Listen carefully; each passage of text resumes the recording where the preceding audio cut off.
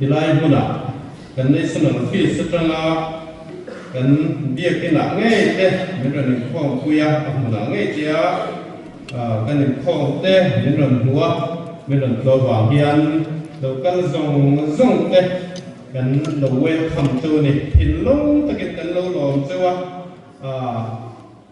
vai ni hian hey kan national office how to Colonel Dr. Andrew di Christian le Lalnunpuii sunitate Colonel sunitate in elected Colonel lian tunga helai kan territoria kan how to kan serchi koi mo tak chin te den Captain Charles Talmoy te Major Samson te tukina hian kan zinga in local hi kan lom le ani ti kha kan sei duak ni ko ayo in kan lo lom chu ani hey tiangan lo kan ta ka hian kan ko chan chin le kan sin sa sa kan report ang te ko hi atang ku hian sei hi thai ka sia kan ko ra ko official sa kan ko na tak hi kan la le lawa tun November 13 sa sa kan han nei dia member hi ko tanga ro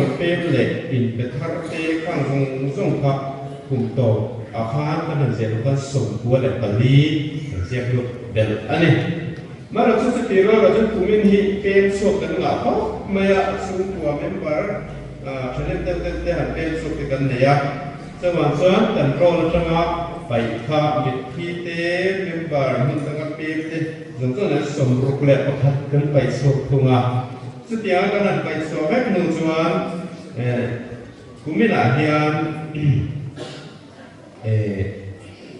hetilaya kimani kora membaron dani tiang ni tani CR hian mipa songa pasari mechia somrupani avai za somkua JS som mipa somrupasari mechia somsari pahu avai za somni pathum aderena mipa somni pakhat mechia somtum pali avai songa panga backslider rola mipa som panga mechia som total somni panga recruit ahian mechia pahni omin total pahni soldiers Kotan dam trong achuan dan zokim waiting dan zokim kan ti ka mipa zathum somtum pathum omin mechia zathum somruk le pathum avai som kuale paruk kan oma tichuan kan vai total hi mechia zali som ko pathum le mipa zanga somdi pasari vai sam le somdi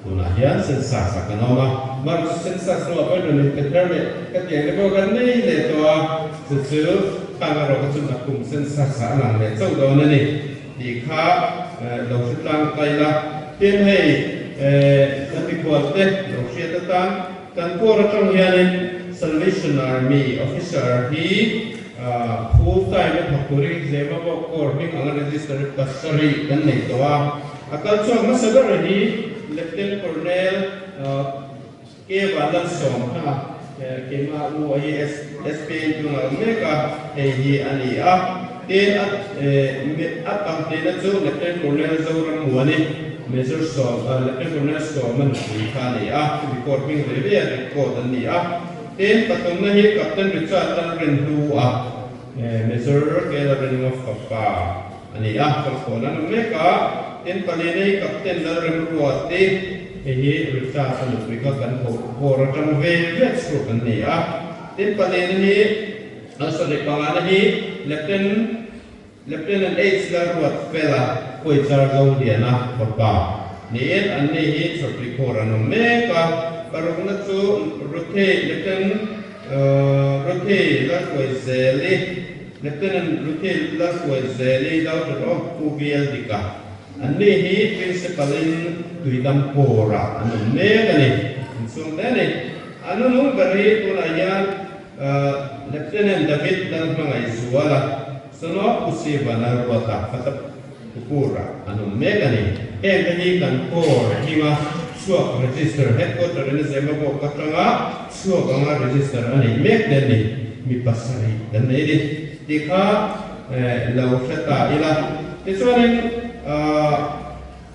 Zemabawk core hian tuna hian tun din nun taka hian senior core hian active local officer hi som le pathum kan oma non commission hi pali kan oma kanar sarti ni pahni kan le core le na bangian boi thang le bangin pahni kan le serious pali ne qm pahni kan le ya sitiang chuan kan kal me ani yen kan csm hi tun kum ma de lak kha ne an lo retire ne ka ani hitapok kan report ni sila kor kadet lama hian commission hi pahni an oma commission lo en macha kan boka tuna hian India Chan territory kor kadet nei kamber ko ni kan ni tenkhawm ni khi commission bali an oma ilawe ma commission pahi omin YP hian tu din mutta kan commission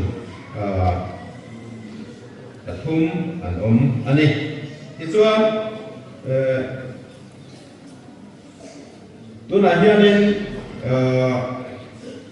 kan kora hianin YP lama kwanin tun din tuna inkhawm me ka hi zathum an thing lo te theka zati le somwa changa zati somre velte enrollment an ti thina chu no le pass year na zukal te dekha in attendance la pin chu te chuan hil ti thin ani ti kha an sei duwa tin he Zemabawk core hianin hilaya condition office atang te ron kala mizoram zirchian turan kan lai hian kan sei du chu Zemabawk core chu kunza takane wang hian tuna hian Zemabawk no lama son bia kan shan din turin mun ma chata me kan he turin aron leya marchu ahmun te Zemabawk core hian kan vapunga bia kin sakaros kan natran sia lawa kun re lawa hian kan tran te do ni hitapok halo sheila tin he Zemabawk core tang hian Thupui te Zuangpui core te tin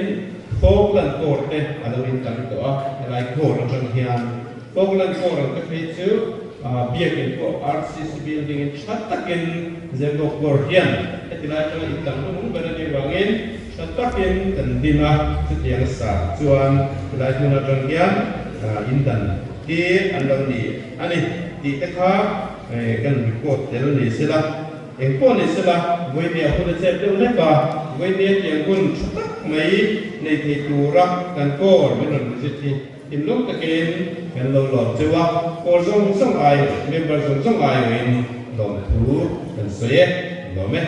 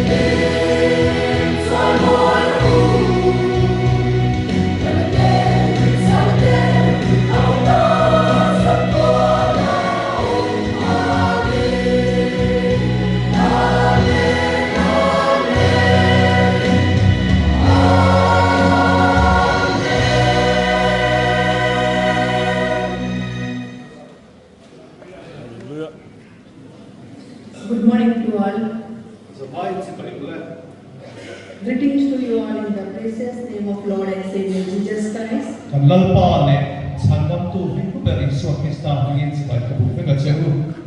And thanks to God, God has given me this opportunity to come here and meet you. When you hian Pathian ne nak long tu kesoya he hudrat cha min siam sakah lan ter he wagin. And thanks to the Territorial Commander and DPWM and Chief Secretary TSWM to given us this permission to us in this Zemabawk port. Kan Territorial Commander le TPWM te Chief Secretary le TSWM ten he Zemabawk core kan to the tana hal na min pe ka ba point at ne la long tu kesoya. My name is Colonel Sunita and this Christian. Kami tu Colonel Sunita and Christian ni a. I born and I brought up from Christian Salvation Army family. Salvation Army Christian su wa apiang asaya kania. I have 3 sisters and a brother. Suanin laizon pathum ben nutra pakat kania. And I give my life to God. Suan kanun puma Pathian robot turin kay PA. I married to Colonel Andrews in 2001. Suanin kapasal Colonel Andrew and hian kaling tonga 2001 at dia teknolokan. And then after I entered in training college 2001 to 2003 VideoDevice. Okay. Suan kapasal na kaling tondua hian kumsang ipakat kay sami pathum sukhan believer session training college training kan tade. And God given so many blessings in His service. Pathian ina rong po na hian man som na tam tak himutira. God given me 2 sons. Pathian in fapa pani pea. My elder son name is Adrian Anderson. Suanin ka fapa pasok su Adrian ni a. He is studying in Nottingham. Tunai Nottingham lekha sira. And the younger son name is Hian. Suan ka fapa no pangsok su ahian ni. He is planning to go Germany. Germany lekha sir turin tu la hian in buat sai kane. In God's service, God has given me so many blessings. Pathian in arong po na hian man som na tam tak pea. In His service, God has given me different appointments. Suanin arong po na kaltang hian appointment shang te pepoka. And by these different appointments, God has given me new shape and new mold in my life. Suanin su appointment shang ka tuan Pathianin so na tharte mal so na tharte kan bilaw pechi ko ani. And First Chronicles chapter 18 verse 18, 17 verse 18. Chronicles pakhat na puso pasari chang so parian at suan kan huwa. Here's David's prayer. Davida chong try na kan huwa ni. Who am I, Lord God, and what is my family? Olal pa Pathian tunge mukania katsung te po itunge wan ni le ni tu kan huwa. That you have brought me this far. Hey chen min shuai ni din lal Davida chong try ni. This is my always prayer to God. Hey Pathian na katsung try na ani fo rega. God has given me so many blessings in His service to me. Arong po na hian katsunga Pathian in bal so tam tak ni hura. And today I am very privileged to see all of you. When ya hian in Zabawk me ka buthei chau po hi van nei ngai thok mai. Yes, our language is different, our culture is different. Kan Lalnunpuii kan strong han te po adang mai the. But we are in God. Amar chu Pathian ai ro chuan pipakhat phum khat kan ni a. Hallelujah. Hallelujah. We are one in God. Pathian chuan pakhat kan ni. Yes. We see your members and for census roll. Core census roll the kha kanan huwa. And here see this female side is increasing, 10 male. May selaw hi kanan en chuan mi palamai khat punna hi ka kan chau zela ni. This is not now, previous also, when Jesus Christ was in life in this world. Chu boy dia chau hian ani lawa Isu Krista khope la ak ko hun lai ko khan ani re no a. That time also, women always are here. Chu lai hu po chuan me sia ta kha ma shwai tu an zela ni. Thank you so much for your dedication to God. Chu bang chuan me sia te Pathian ta la in pe na mai lo tu ka shin tak ani. Thank you so much for commanding officers and for sergeant. Thank you for secretary given me our welcome speech. Thank you so much. When you hear core commanding officer, core secretary then in Lalnunpuii and Zemabawk the can't know to Thank you to all the local officers and all of you. in local officers they in Zabay it's what about to consider ani. Please pray for us. Kantan lo chung try sakula. We need your prayer support in our service. Kan lo ko na hian in chung try Thupui na chu kan pa bo tak le mane. Because without prayer we do not anything. Acha chu chung try na de lo chan wa kan ni lo wa nge. I request you all of you, please keep us in your prayer. Chu chu in Zabay ne na kan ngen kan cheu ani in chung try na lo shen chin to ya. Once again, thank you so much. God bless you. No, tu kan chin no le cheu wa Pathian ne kan so chok cheu se.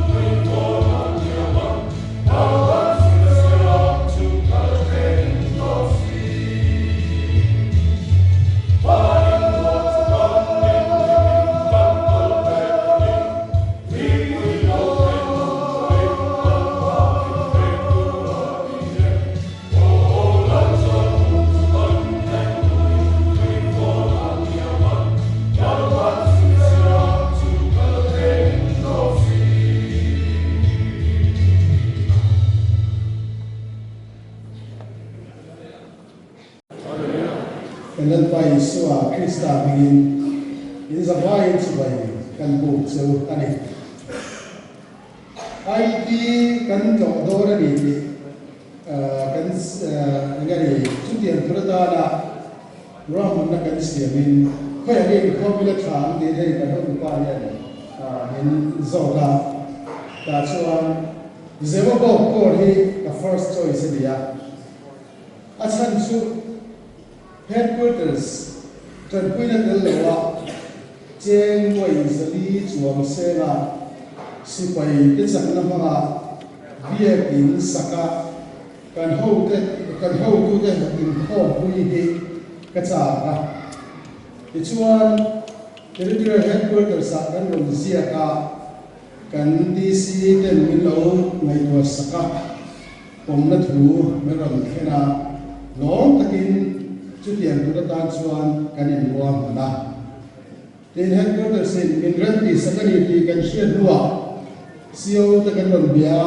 siêu ten hur takin min lo dong songa chung song songa bang chuan along ka ti khop maya ten lang min lo bus ya core council ta koi lo nei ni ti ta kan lo sia chung ta chuan min ti thmuanga in territory nei tu ka lo ni chuna chu bang chuan in chu tiang taka min lo dong song tu na kan upa te kan mi te in pek na le siêu te kai shuai te chuan nghe đi ai thì hi ti wa khop maya ka chuan le chuwa ka rom ka zet ani tin kha zai moi tak tak chalai rom te kan ngai kha in men kan ngai kha ai ni ka so san ba ka men scholarship leader ka niya chu bang chuan men tu ra ni ti hi cái chú ta ngày đó này à,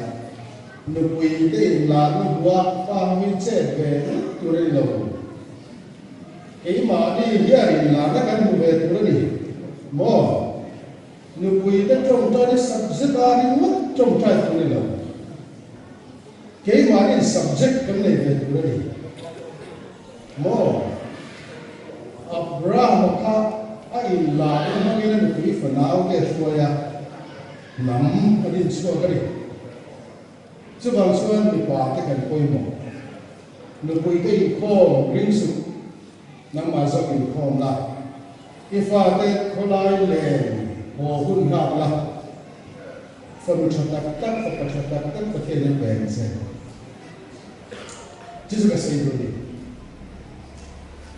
tin mà đi à hay fasting prayer cái này India National Office chúng ta thu lâu in zia so các hôn là cái nào Aadhaar card khát dễ luôn cái này xí mà chúng ta thu zia cho mình cái thằng khóc mà ya mi à là cái sao mình sẽ thiên rồi mi lấy thu cái chuyện này là chúng ta đi rằng sẽ đi cả à là mi lấy xí à chú ní cùng December ní đúng cái ra cùng như là tana cái mà lệ cái được quý phần nào thế in hạ nó tụi này các cái suy nó tụi ta Pathian này là deal tụi đến prayer mountain cái là chúng ta prayer mountain các bên nó cần chuan chú thủ chuan nó in xia cả lần quan chú thủ mong chuan đi làm quen không này mi ảo là cái sao cũng sẽ khi nó quý là in cái chuyện này là chúng ta đi làm sẽ asa cũng là bây giờ answer say một thing sẽ thế này mo zon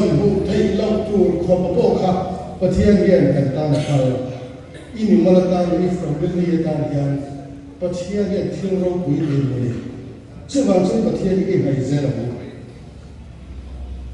chu me tan chuan tu thil hian kan ro back to the cross e ki le an ti hi min ne em maya a chan chu cross ka bu masak ber kharau Pathian kharau chen chu na maya ka bu masak ber chuma các em kính dùng sung các tờ sân các đồng ruộng các ngày qua chú cần tan mà mỗi em liên tục thực hiện về thế là các trông trai chú ta xoan là đi xua Krista khen về cross ấy các mai hiện ra liền tung đi chú bị cái lai xoan Pathian khảo zo in các khảo những chuyện phải đi ra các ai làm ma đi zo gì đấy các sual áp zo gì đấy các ta phù thì mình la tiền saka anh mua lần qua cái này cái product xong xong là tập fit đấy chúng ta chọn cái kính hay là số vàng các cái sara với này rồi chọn cái này tôi hiện mình vẫn buộc tấm này xí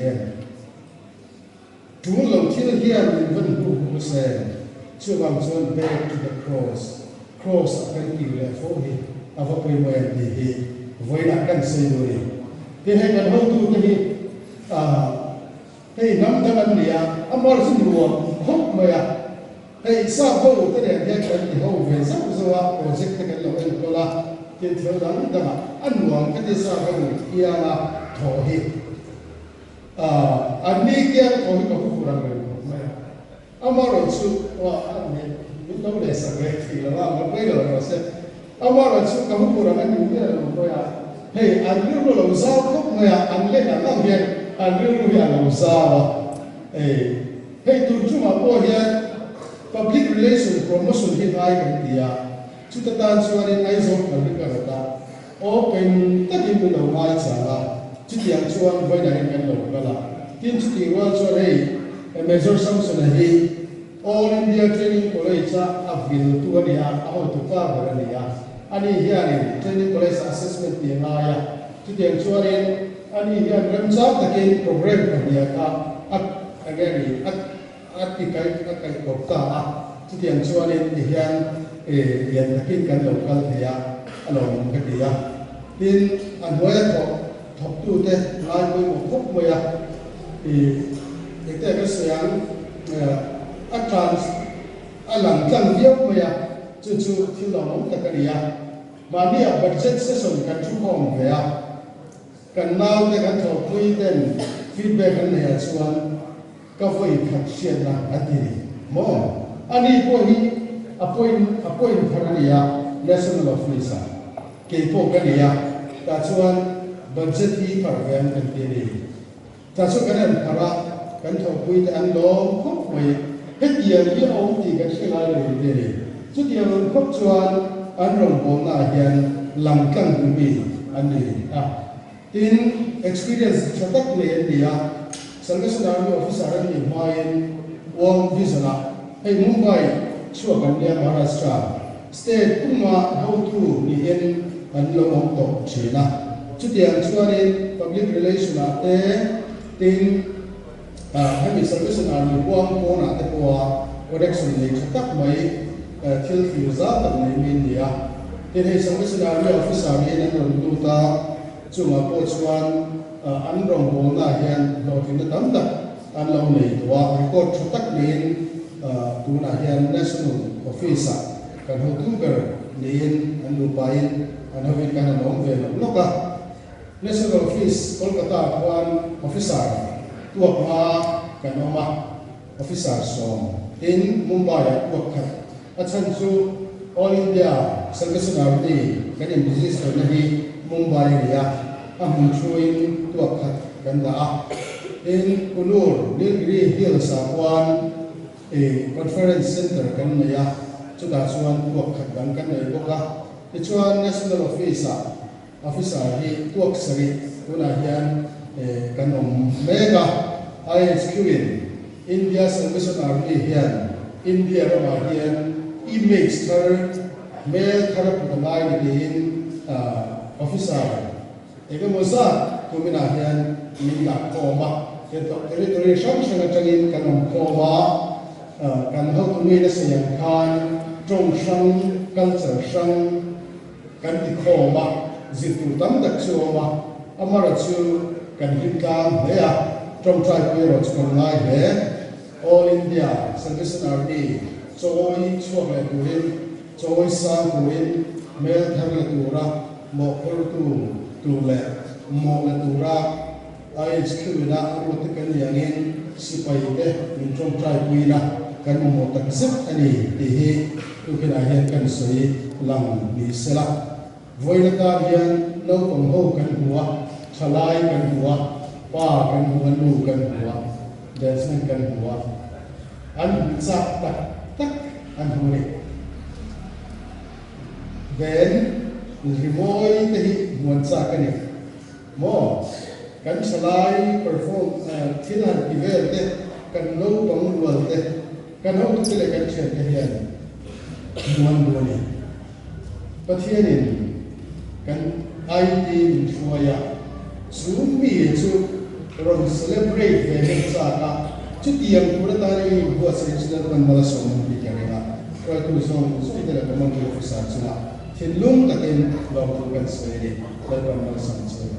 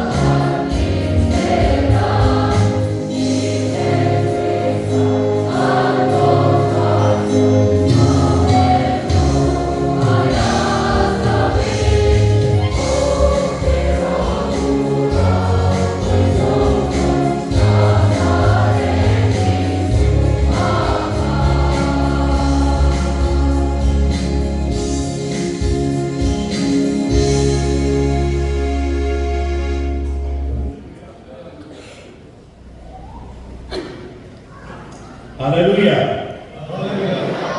Hallelujah. Hallelujah. And praise God and thank God for the privilege God has given me to worship with the soldiers of Zemabawk. Pathian ne na long thu kasaya anhe ama kafaka Zemabawk ora ama si pai pu thengare sa kan ne wage. Are you believing the presence of God with us? Pathian am pura kan sanga di chi bring am all. Only one. Kan sa ni na mi ring ni o. Do you believe that the presence of God is with us? Pathian am pura kan sanga am.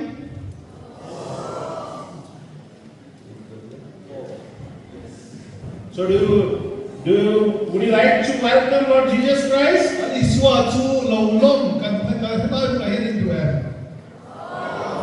Let's welcome Lord Jesus Christ.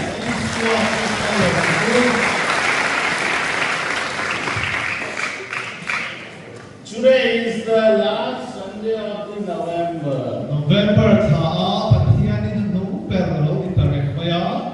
And fortunately, it's the first Sunday of the Advent also. In Advent kan di Christmas lo them turatan kan puas se tura Pathian in masaber alo ni let tua.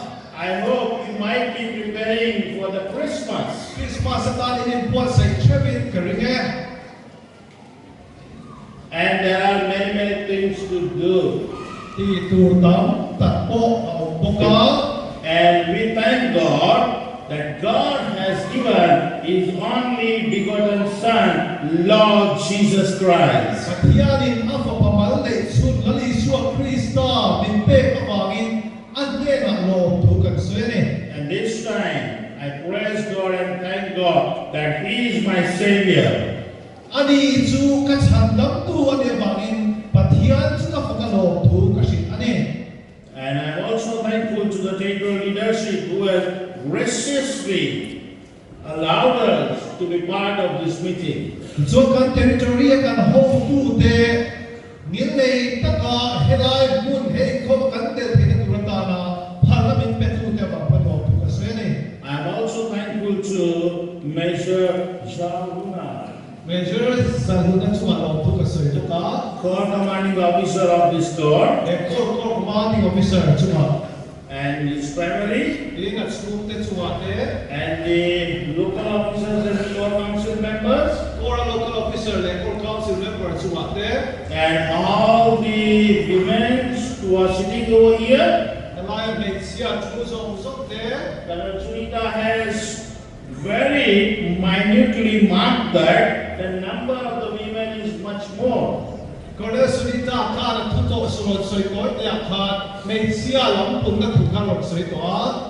But in that response, Amar chu astu soya chuan Colonel Kunga cannot remain silent.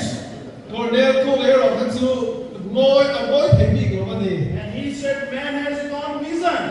Ni pa ta ko na pa ni ko ni in la na ka ve thi ro wa ti a.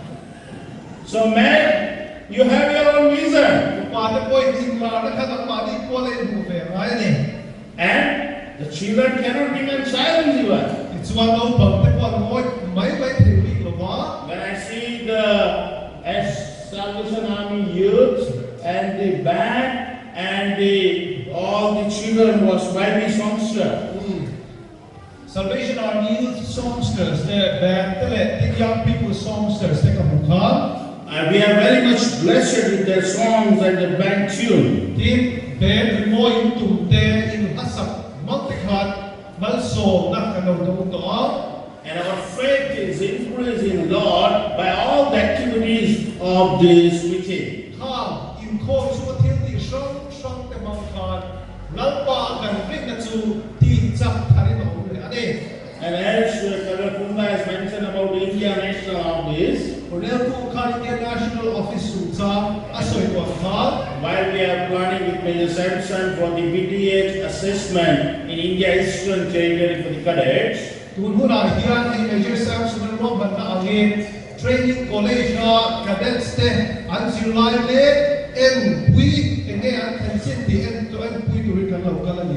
so as is the sign Sunday, so we contacted Lalnunpuii and he said, Zemabawk, we are planning to go and have the meeting in the whole. We can participate in the holiness meeting. Pathian ni atang niyo wangin, so Pathian ni chukoya ay kanin ko mangkin kornel ko kan corona, ani John Hedai ni kron. He said 7 couples are working in Indian National Office, right? Nupatuak pasari national office antong tikha na soy siya. One bachelor is also there, 50%. Mal makakatsan deo medicine. Captain Charles. He is also 50% part of the Indian National Office. Ani po hiatsan de national office antong niya. But we praise and God that God has chosen us to work in His vineyard.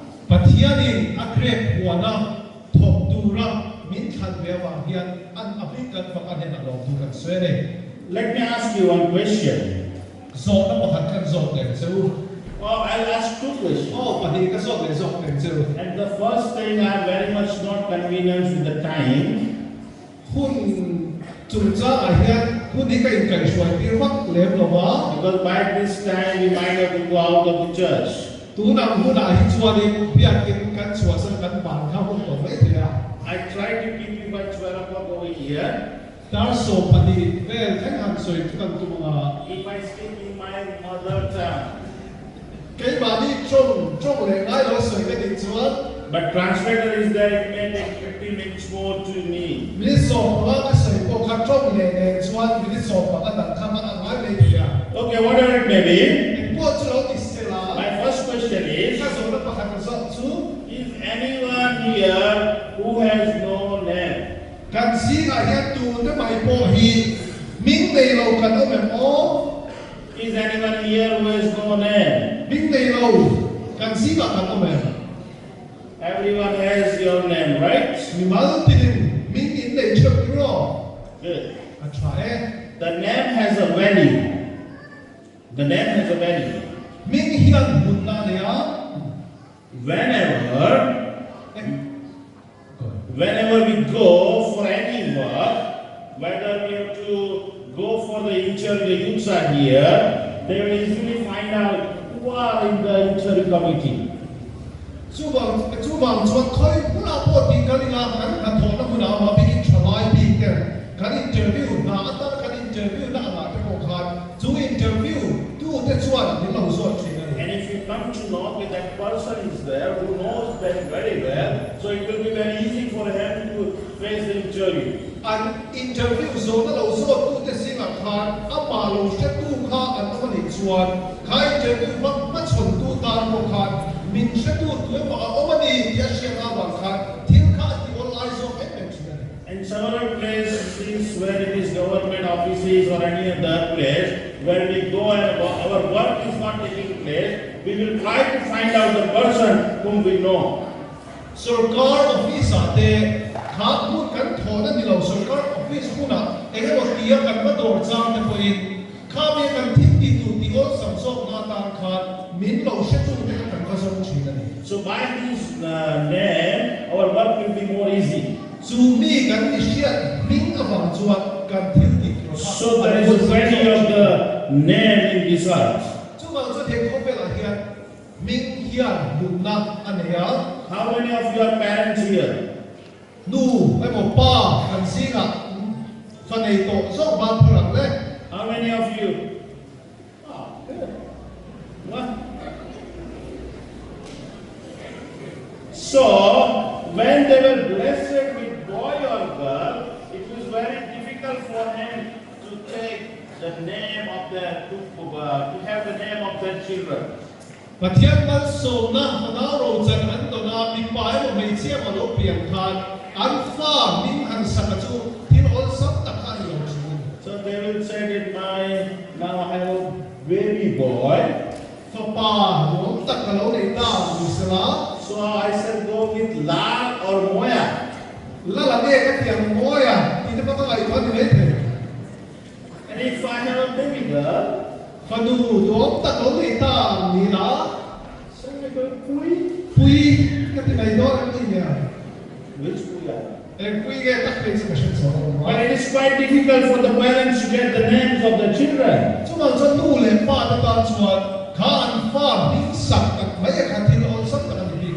But today, we are going to see about the couple who has not to have tension to have the name of the child.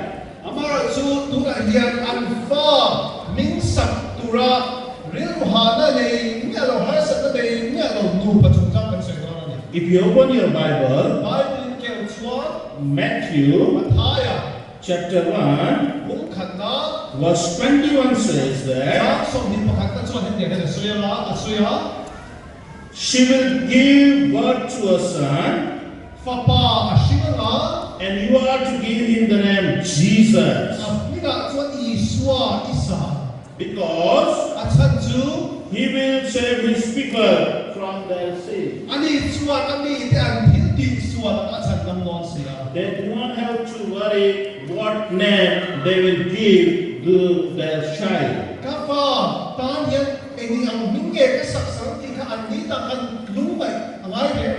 And that is the couple Joseph and Mary. And Mary doesn't have to go for the sonography one.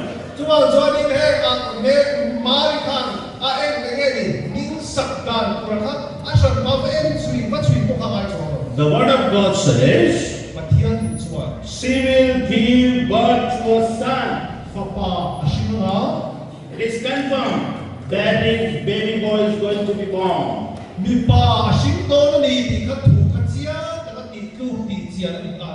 you have to give him name Jesus. And what he's going to do? What is the meaning of Jesus? He will save his people from their sins. Jesus is Yeshua? Yes. Yeshua. Yeshua. Is there one who is named Yeshua? Anyone is there? Jesus. He will save his people from their sins. So today, you have your names. Here is Vanlalliana is there. Here is Vanlalliana is there. And Mr. Thianghlimna, CLS is there.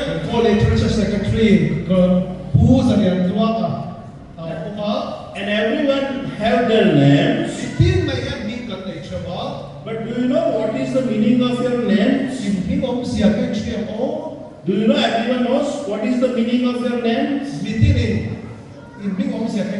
How many of you knows what is the meaning of your names?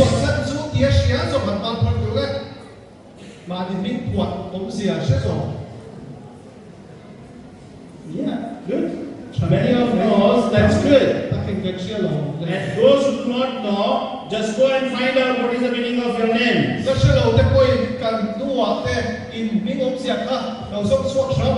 So today, we are going to look about Jesus. What is the meaning of Jesus? What he can do for us. Turn to your Bible. Acts chapter 10. Acts chapter 10.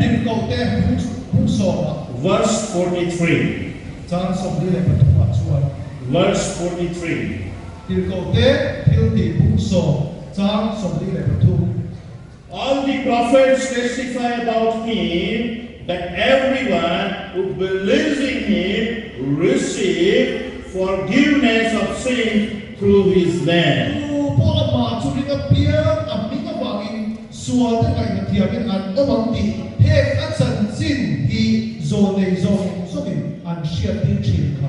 Through his name, through Jesus, we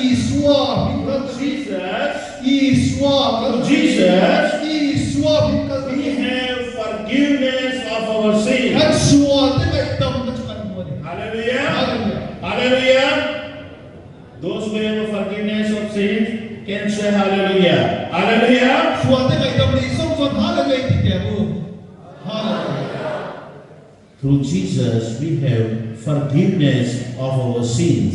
อีสัวมีก็บอกอีสัวกันตั้งกันส่วนที่ไหนดำริกันตัวนี้ There are big names in the world. เขาไม่อะไรมินเซเอ็เลยจะไปองเวียนเนี่ย Have you heard the name of Donald Trump? โดนัลด์ทรัมป์มิงฮีเราเชื่อตัวเอง Have you heard? อินเชื่อตัวเองโดนัลด์ทรัมป์มิงฮี And who is the Prime Minister of India? อินเดีย Prime Minister ตัวเองโอ้ตัวเองอินเดีย Prime Minister Narendra Modi. โมดี Right. And have you heard the name of Amitabh Bachchan? อามิตาบัชชันมิงอินเชื่อตัวเอง Or Shah Rukh Khan? ชารุขานเนี่ยโม Big names. มิงโรบุยตักตักพูดไม่เท่ Big names on this earth. เฮ้เขาเนี่ยเราจะอ่านมิงโรบุยอะไรเนี่ย But that names มาเราจะจูมิงกระจวน cannot give you forgiveness of your ที่ sins. ส่วนเต้ไงดำน้ำอัปเดตที่เราจะ There is no name on this earth who can give forgiveness of our sins. เฮ้เขาเนี่ยเรามิงสักสิ่งอะไรกันเอ็งมิงดังมาอินส่วนไงดำน้ำอัปเดต Only the one name, มิงประคัตโซ่ only the one name มิงประคัตโซ่ which give forgiveness of our ไอ้ sins ส่วนที่ไงดำน้ำมิงเป็นให้ดูจู is ตัวเองนี่ is ตัวเองโอ้วัน come again is ไอ้เรียนดูโม Jesus. ส่วนนี่ Hallelujah. ฮาเลลูยา The name of Jesus can give you forgiveness of our sins. อีส่วนพิมพ์ส่วนที่ไหนดำน้ำอัปเดตส่วนนี้ And if you turn to your Bible, Acts chapter 4 verse 12 says, สิ่งที่พูดที่พูดที่จ้างส่งผลิตส่วนอย่างนี้สุยา Acts chapter 12, สิ่งที่เราจะที่พูด 4 verse จ้างส่งผลิตส่วน Salvation is found in no one else, for there is no other name under heaven given to mankind by which we must be saved. มีดังดูมันเนี่ยนะฉันนำมาองเราวันไว้ไม่ชิ้นสักสิ่งมิงฉันนำดูมิงดังเรียนองเราเดียด The word of God says that ปฏิญาณดูส่วนจุดสุยา salvation can be found by the name of Lord Jesus Christ. หลังไปส่วนคริสต์มีการเจ้าส่วนฉันดำน้ำกันเทน There is no other name under heaven given to mankind which can give you salvation. วันไว้ไม่ชิ้นสักสิ่งอะไรมิงดังเรียนอีส่วนคริสต์มิงที่เราจะฉันดำน้ำมิงเป็นเทน No other name. มิงดังดูมัน No other name. มิงดังองเราเรียน Only one name. มิงประคัตเจ้า Only one มิง name. ประคัตเจ้า Jesus. อีส่วนมิงจูอี Jesus. ส่วนมิงเจ้าจู Who can give you salvation. ฉันดำน้ำเป็นเทนดูจะจู Sometimes จางส่วน we are not depending upon Jesus, อีส่วนยังกันเราอินนักโตเราชี but we are depending on the personality of this world. เฮ้คบเวลามีเด็กขาดกันเราอินนักชี The preacher of the word. จางส่วนปฏิญาณถูกจากวันดู We give more honor to them than to Jesus. อีส่วนน่าส่วนปฏิญาณชิลดูแต่กันเราอินนักโตชี The name of John Wesley cannot give you salvation. จอห์นเวสลีย์มิงเฮียฉันดำน้ำเป็นเทเราจ้า Founder William Booth, the name cannot give you salvation. ชั่วตูวิลเลียมบูธมิงอินฉันดำน้ำเป็นเทเราจ้า The name of Charles cannot give you salvation. ชาลส์มิงเฮียฉันดำน้ำเป็นเทเราจ้าวะ The name of Andrews cannot give you salvation. แอนดรูส์มิงเฮียฉันดำน้ำเป็นเทเราจ้าวะ Only one name. อ๋อมีประคัตจ้า Only one name. มีประคัตจ้า What is the name? จูมิงช่วยเองนี่ค่ะ Yeshua. อีสวามิงจู Jesus can give you salvation. อีสวามิงจูอันฉันดำน้ำเป็นเทเจ้าวะนี่ If you turn to your Bible, ได้พวกเราเกี่ยวกับตา Acts chapter 16, Tin ko tin di kung so parang kachuan. verse 31 says, Tin ko tin di kung so parang so kung pakata. Acts chapter 16, verse 31, Tin ko te kung so parang so kung pakata. they replied, believe in the Lord Jesus and you will be saved. Tin ang ni chuan Lalnunpuii suar ringla chuan chan kami ni ang tingkat mo. You and your household. Nang le chung tene. Believing in the name of Jesus, Lalnunpuii suar ringla you will get salvation, chuan chan kami iomama you will be saved, chan dam ni lo di nga and your household will be saved. chung te po chan kami na nga. The entire family will be saved. Chung ko po pui chan dam na kung tene chu. As I said, Christmas is very near. Kaso ito ang Christmas na ita And de. while we are passing through the streets, Kot hair karon kaltang lai we have seen many, many decorations. kon say tam tak karon kaltang pea. Even the traffic police post is also decorated. Traffic police din na theng ko khat say boy no mani. And now the malls are also going to be decorated in that way. Kutiang chuan he tiang te po hin say na do ni ai na lama. And I know that all of you are going to purchase many, many things for you. Mi mal thil pa mo thil tam tak te po lei tu te po in na ya. And your attraction will be buy one, get one free. Chung sia chuan pakhat le la pakhat free ti kha in nang mani kha hi em mai thing se wan. First you go and see where is that buy one, get one Chu free. ta chu ya te om pakhat le pakhat free om thing na chu ti kha in zong mai the. So in that we are believing that we are making less expense and getting two more articles. Subia chuan in kan sen so them so ka khan thil tam so kan nei the ni in kan shira. But when your eyes read buy two get free, Ni ma sala pandi le la pan thu ki mu the yang ti kan sia chuan you will forget about buy one, get one free. pakhat le la pakhat free ti kan the te. But then you go further, Pakhat so alama so ka te kan kal ya. then there is another scheme. Chuan in thil dang kha lo le ta ni. Buy get purchase free, get 5 free. ปทุมเลยแล้วปักกันว่าตอนนี้ผมโดนเนี่ยคือการลงเงิน And we are very much happy to purchase all those materials. ช่วงที่จะช่วยเลยขั้นหมดกันที่อันนี้เป็นไง But even you are paying for 3 articles, ที่ปทุมเลยน้ำมันที่เป็นจุดพวกเขา believing that we receive 5 more articles, ที่ปักกันตั้งแต่โทนั่นเองที่อาการง่ายอ่ะ but in that amount, all the articles amount is already included. ข้าปทุมมันจะมันตั้งแต่ขาดมันอาคารปักละโทนกันหวังมันตั้งแต่ขาดเบรี่นรกเวทโทน There is a business strategy. อาจารย์จูสุดตัวนั่นเรื่องรู้ขัดยาอังคารวันตั้งแต่ที่ยาปีกเดียวเขา To attract the people.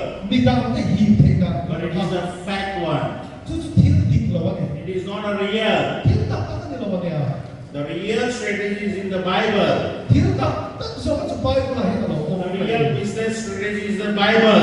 สุดตัวนั่นดิตั้งสองจุดสุดไปก็ได้ The Bible says, ไปบุญชัว believe in Jesus, ลีสวาริลา believe in Jesus, ลีสวาริลา you will save, นังบาขัดชันตะมินิโอมา you will save, นังบาขัดชันตะมินิโอ and มา your household will be ลี saved. ชูที่พอชันตะมินิโอมาเนี่ย That means I will save, กี่มาชันตะมินิโอมา my wife will be saved, กันหุยชันตะมินิโอมา my children will be saved, ฟ้าที่พอชันตะมินิโอมา my father, mother will be กั saved, บป้ากับลูกที่พอชันตะมินิโอมา my siblings will be ลู saved, กน้องที่พอชันตะมินิโอมา their children will be อัน saved, ฟ้าที่พอชันตะมินิโอ my มา family will be saved, กันดูเด็กกับประเทศที่ชันตะมินิโอ and the มา family of my mother will be กันดู saved, ชูเต้นชันตะมินิ the โอ family มา of my father will กับ be ป้า saved, ชูที่ชันตะมินิโอมา my family will be saved, กี่มาชูกับบิลชันตะมินิโอมา Sunita's family will be ตอนนั้น saved. สุนิตาชูที่ชันตะมินิโอมา Many, many people, มีตั้งตัก those who are associated with you, กี่มาเลกัจีเลหวังที่เขา believe in Jesus, ยี่สวารินสวา you will be saved, ชันตะมินิโอมา and your household will be ชู saved. ที่พอชันตะมินิโอมา Hallelujah! ฮาเลลูยา Hallelujah! ฮาเลลูยา The name of Jesus can give you salvation. ยี่สวามิงช The name of Jesus can give salvation to all people who are associated with you.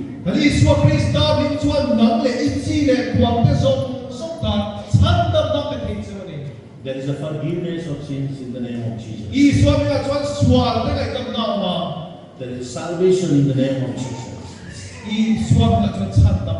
And the last wording, Acts chapter 3 verse 1 to 11. And we know this story very well. Peter and John were going to the temple for the prayer.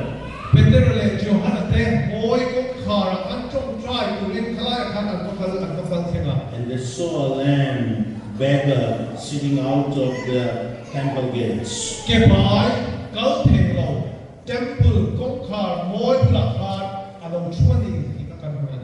And he was lame from the birth.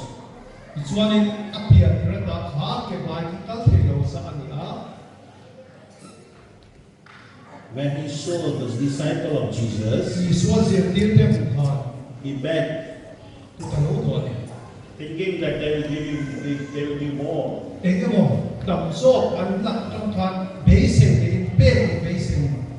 Peter says, silver and gold we do not have, but what we have we can give you.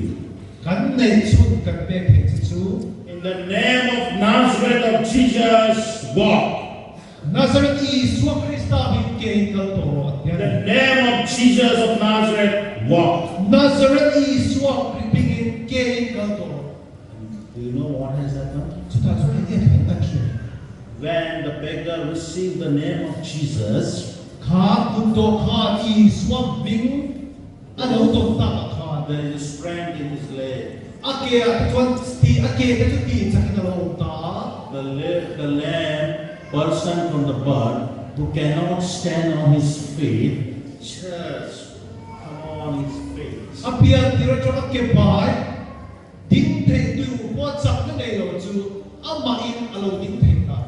Then he was walking, he was dancing and singing song and praising God because he has received a new life. In the name of Jesus, he received the life. He has life. But it is terrible life. He has to depend upon the people. But when he received the name of Jesus, now he is independent. And do you know what is the age of that person? 40 years old. 40 years. From birth, he was lame. And till 40 years, he did not receive the name of Jesus. He was sitting out of the church, begging to the people. But when he received the name of Jesus, he was praising God. He received a new life, and he was thanking God. Not only the physical life, but he received the eternal life as well. Because since 40 years, he was sitting outside the church. He never entered into the temple. He was near to God, but not close to God.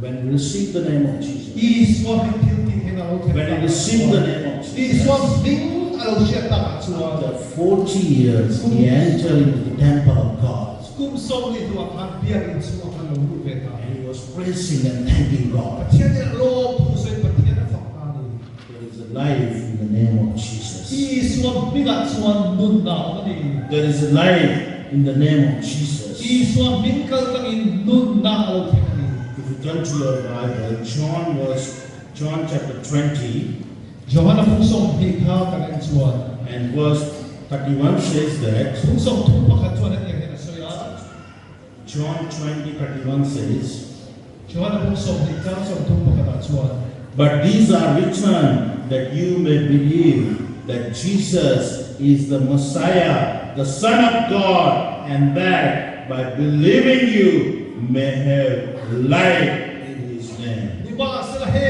hi swat chu atiani he hi swat chu ni Krista Pathian ko pa ni in rin na tur le in rin na Hming na nun in de tur zia ka By believing in the name of Jesus, I swam Hming kan rin na trangin you have a life. nun na kan lo ne nga Not only physical life, ma se he kai ma ni nun na mai no he but eternal life. ti sa nun na pya ro sa tuan nun na On this Advent, he on this Christmas, he Christmas when we are going to celebrate the birth of Lord Jesus, I swam Krista lo pia champa kan lo gon ne ta it is our duty to proclaim the name of Jesus together. lali swam Krista Hming chu kan phone swam Because there is a forgiveness of our sins in the name of so Jesus. I swam ka swam swam ta lai dam na o ba mi There is a salvation in the name of I Jesus. swam ka swam chan dam na o ba mi There is a life in the name of I Jesus. swam ka swam nun na o ba mi John 3:16 says that. John pung tum sang so parum swam ne So God so loved the world, He has given His only begotten Son. Yes. Whoso believes in Him will not perish, but have an eternal life.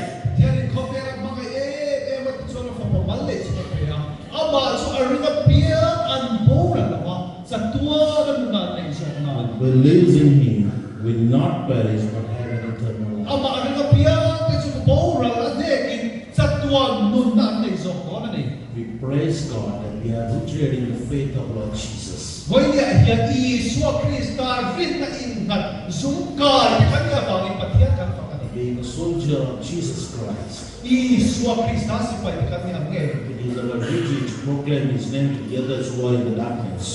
Di ba chume tende na I so Hming puan swat kan itura ni Every knee shall bow, every tongue confess that Jesus Christ is Lord. Kutin ren an chingchita, leitin ren I so Krista chu lalani tian puan tin turing. If you want to make this Christmas of 2025 meaningful, He Christmas sali som ni le pangai opsene ta mani chuan.